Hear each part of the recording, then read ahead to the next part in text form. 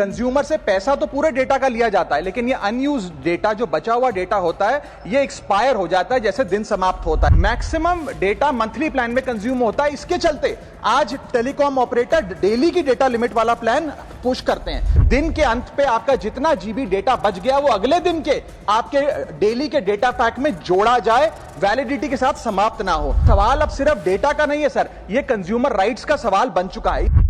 Sir, Bharat के भोले भाले mobile phone user को कैसे रोज लूटा जा रहा है, ये एक्सपोज करने के लिए आज मैं सदन में खड़ा हुआ हूं। सर, जब एक यूजर अपना मोबाइल फोन रिचार्ज कराता है तो उसे अपने रिचार्ज प्लान के हिसाब से डेली की डेटा लिमिट मिलती है, 1.5 GB, 2 GB या 3 GB प्रतिदिन।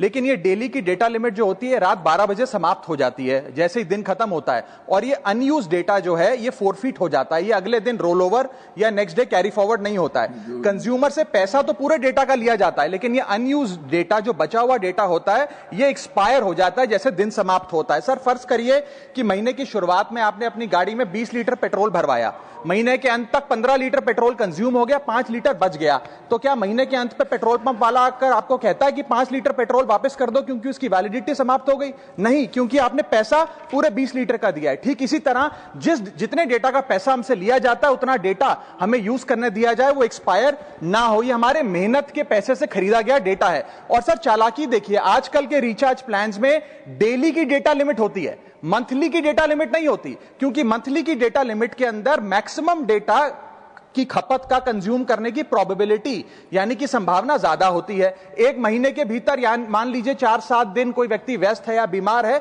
लेकिन बचे हुए दिन में या जब उसकी छुट्टी होती है वो ज्यादा डेटा कंज्यूम कर सकता है। इसीलिए मैक्सिमम डेटा मंथली प्लान में कंज्यूम होता है। इसके चलते आज टेलीकॉम ऑपरेटर डेली की डेटा लिमिट वाला प्लान पुश करते हैं। सर, आज इंटरनेट सिर्फ एक एंटरटेनमेंट या मनोरंजन का सोर्स नहीं है, यह एक प्रकार से हमारे जीवन के लिए एसेंशियल बनता जा रहा है। It is like digital oxygen. हर चीज के लिए इंटरनेट चाहिए, और इसीलिए आज करोड़ों भारतीयों का जब लाखों जीबी डेटा रोज एक्सपायर हो जाता है, अनयूज्ड बचा हुआ डेटा, क्योंकि उसकी वैलिडिटी समाप्त हो गई, तो यह सवाल अब सिर्फ डेटा का नहीं है सर, यह कंज्यूमर राइट्स का सवाल बन चुका है। इसीलिए मेरी 3 स्पष्ट मांगे आज सदन में। पहली मांग, ये नियम बने कि डेटा कैरी फॉरवर्ड यानी कि डेटा रोल ओवर की सुविधा हर यूजर को दी जाए, यानी कि दिन के अंत पे आपका जितना जीबी डेटा बच गया वो अगले दिन के आपके डेली के डेटा पैक में जोड़ा जाए, वैलिडिटी के साथ समाप्त ना हो। दूसरा पॉइंट, अगर महीने के अंत में काफी बड़ी मात्रा में आपका डेटा एक्यूमुलेट अगर हो जाता है, बच जाता है,